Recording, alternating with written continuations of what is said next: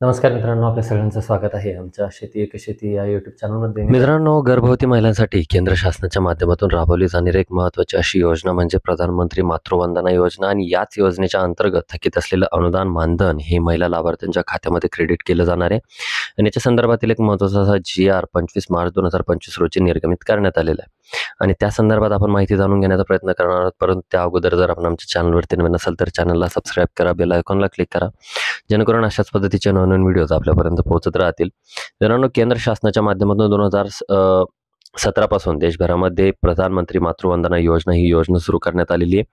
ज्या योजनेच्या अंतर्गत पहिल्या अपत्यासाठी गर्भवती महिलांना या कालावधीमध्ये काम न करावं किंवा यासाठी एक पोषक असा आहार मिळावा, यासाठी 3 टप्प्यामध्ये 5,000 रुपयाचं मानधन या ठिकाणी दिलं जातं. आणि अशा महिलांना दुसऱ्या अपत्याच्या वेळी जर मुलगी जन्माला आली तर एक रकमी 6,000 रुपयाची रक्कम त्या महिलांच्या आधार संलग्न बँक खात्यामध्ये क्रेडिट त्या ठिकाणी केली जाते.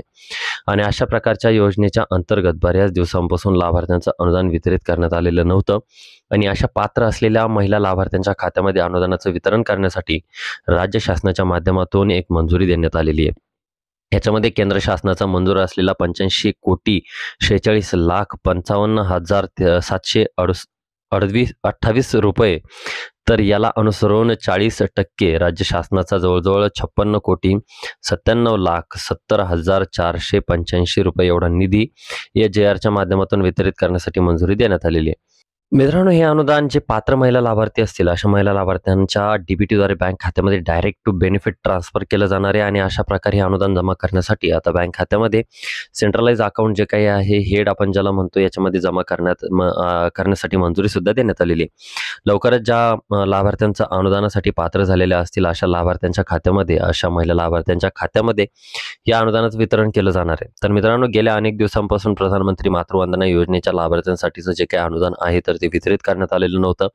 आणि हे अनुदान आता या लाभार्थ्यांच्या खात्यामध्ये वितरित करण्यासाठी त्या ठिकाणी मंजुरी देण्यात आलेली आहे आणि लवकरात लवकर केलं जाणार आहे.